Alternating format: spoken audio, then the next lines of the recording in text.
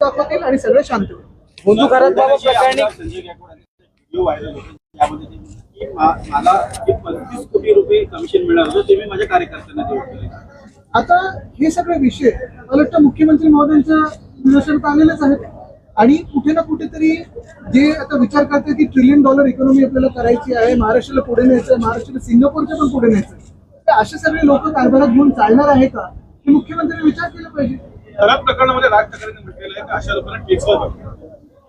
दोन्ही बाजूला म्हणजे बंधू बाबा तर आहेतच, पण बंधू भक्त जे आहेत आणि बंधू सरकारमधले जे बंधू मंत्री आहेत त्यांना देखील त्यांच्यावर कारवाई होणं गरजेची आहे, त्यांच्यावर कारवाई होणं अपेक्षित आहे. मग उपमुख्यमंत्री असतील किंवा कुठचेही मंत्री असतील, ज्यांचे फोटो त्याच्यात आलेले आहेत, मग कोणी सांगतं ट्रायडंट हॉटेलमध्ये जे बंधू बाबा बोलवले होते एकनाथ शिंदेनी त्यावेळी त्याच्यात एक असतील, कोणी सांगतं गुवाहाटीला जाण्याचंच कारण हे होतं. या सगळ्या जो प्रकार आहे एवढा गलिच्छ प्रकार आहे, एवढा घाणेरडा प्रकार आहे. एकेकाळीचा आपण पुरोगामी महाराष्ट्र म्हणतो आणि आता जे काही प्रकार दिसायला लागलेत मग ह्या सातारा फाईल असू दे किंवा ते काय कॅप्स्टीन फाईल हल्लीला बोलतात कॅप्टनच्या फाईल, तर मला वाटतं हे सगळे जे प्रकार आहेत महाराष्ट्राच्याच बदनाम होतोय, या राजकीय पुढाऱ्यांनी हे लक्षात घ्यावं. आज मोदींनी मान्य केलेलं आहे की देशात इंधनाचा तुटवडा आहे आणि यामुळे आपल्याला जशा पद्धतीनं कोविडमध्ये लॉकडाऊनचा अनुभव होता तशाच पद्धतीचा अनुभव आहे असं म्हटलंय त्यांनी. आता दोन गोष्टी त्याच्यात, एक पहिल्या दिवसापासून मी हेच सतत सांगत आलेलो आहे की प्रधानमंत्री महोदयांनी देशासाठी आणि मुख्यमंत्र्यांनी राज्यासाठी इंडो US करार जो झालेला आहे तो झाला आहे की नाही इथपासून सुरुवातीपासून बोलणं गरजेचं आहे आणि त्याचा आपल्या कृषी क्षेत्रावर असेल, उद्योग क्षेत्रावर असेल, सेवा क्षेत्रावर असेल काय परिणाम होणार आहे याच्यावर बोलणं तर गरजेचं होतंच.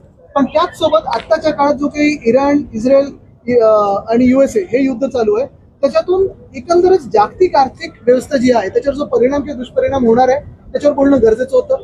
हे आज ते बोललेले आहेत ते काही मी बोललो की मी मागणी केली म्हणून नाही, पण जी काही परिस्थिती उद्भवते आपल्यालाही माहिती आहे की अनेक शहरांमध्ये LPG सिलेंडरसाठी लाईन लागलेली आहे, जो पाईप गॅस आहे तो पोचतोय की नाही, कुठे कुठे इंडस्ट्रियल गॅस कमी केलेला आहे.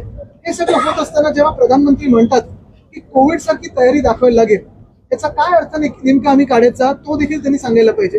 कोविड सारखी तयारी म्हणजे जे उत्तर प्रदेशमध्ये चित्र दिसत होतं ते अपेक्षित करायचं का, गुजरातमध्ये जी ऑक्सिजनची कमतरता होती ते अपेक्षित करायचं का, एकंदरच PM केअर सारखा फंड जो निर्माण केला ते अपेक्षित करायचं का, की खरोखर कुठेतरी आम्हाला सरकारकडून कार्यवाही दिसेल, काम दिसेल हे अपेक्षित करायचं, ह्याच्यावर पण बोलणं गरजेचं आहे. पण अशा पद्धतीचा जर लॉकडाऊन आला मोठा विषय आणि याला डायव्हर्ट करण्यासाठी 2 विषय पुढे आले तर घरात आणि मला वाटतं कुठचाही विषय डायव्हर्ट करण्यासाठी आलेला नाहीये.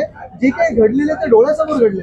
मिंदेंसारखे डरपोक लोक जेव्हा असे वागायला लागतात तेव्हा कळायचं की त्यांचा आता वेळ ही आता खूप कमी होत राहिलेली आहे आणि भाजप अशी राजकीय जी वळवळ चाललेली आहे ती जिवंत ठेवेल की बाजूला करेल हे पण बघायला पाहिजे. मिंदे एक नंबरचे डरपोक आहे, त्यांच्यासोबतची टोळी गेलेली आहे, त्यांची टोळी आता आवाज करेल की फायली दाखवल्यानंतर गप्प होईल हे देखील करेल. पण अशा पद्धतीचा लॉकडाऊन आणणं, जर अशा पद्धतीचा लॉकडाऊन देशात आला तर हे देशाला आजच्या घडीला परवडणारा असेल का? जे काही चाललंय नाही तरी परवडते का? जी काही घसरगुंडी चालली रुपयाची प्रत्येक दिवशी ती परवडते का? बेरोजगारीमध्ये पण पाहिलं असेल परवा जे काही आकडेवारी आली आहे जी ग्रॅज्युएटची बेरोजगारी ती भयानक जास्त आहे. पूर्ण अधिवेशनामध्ये रोजगारावर आणि मंडळीवर काही बोलायचं आणि विरोधी पक्षनेता 2 दिवसाचा बोललेले आहेत. यावर 2 दिवस आहे. सर खराब त्यांच्या भावाला केसरकरांनी शाळा आयडी दिली होती असं समोर येतं. कोणाचे फोटो आहेत आणि काय काय अजून भयानक प्रकार जे आम्ही ऐकतोय, तुम्ही पण ऐकताय आम्ही पण ऐकतोय, पण त्याच्यात मुख्यमंत्री काय कारवाई करतात त्याच्यावर सगळ्यांचं लक्ष. आता जसं तुम्ही म्हणालात अनेकांचे फोटो आहेत, रुपाली चाकणकरांचा राजीनामा झाला परंतु अनेक नेत्यांचे फोटो आहेत. प्रश्न उपस्थित होतो. अर्थात तो आहेच ना प्रश्न. नाही ते आता मुख्यमंत्र्यांकडून उद्या निवेदन होणार त्याच्यावर आम्ही लक्ष ठेवू. पण याचा अर्थ असा घ्यायचा का शिवसेनेचे आमदार आणि मंत्री खरात प्रकरणात ट्रॅप झालेत? शिवसेनेचे इथे शिंदेचे डरपोक टोळीचे आमदार तिथे असतील. आता ते फोटो कोणी काढलेत बाहेर, कसे काढलेत? त्यांचा जो व्हिडिओ होता निरास्ता त्याच्यापासून हा बंडाफोड झालेला आहे आणि त्याच्यामुळे हे पिन फुटलेलं आहे. पण याच्यापासून पुढे जाणं गरजेचं आहे. यांची चौकशी झाली पाहिजे असं वाटतं. ज्या पद्धतीने कॅबिनेट मंत्री मगासपासून रोल केला असतं लोक.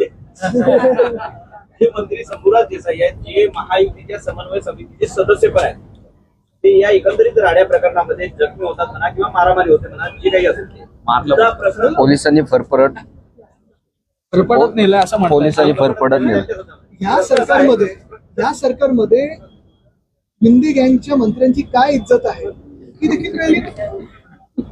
अमित शहाचा फोटो आहे. अमित शहाचा देखील फोटो खरात यांच्यासोबत पाहिलेला आहे फोटो व्हायरल होतो.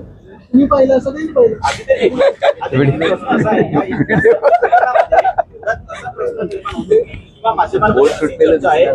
शिंदेच्या सेनेमध्ये फडणवीसांची सेना पण काम करते आहे.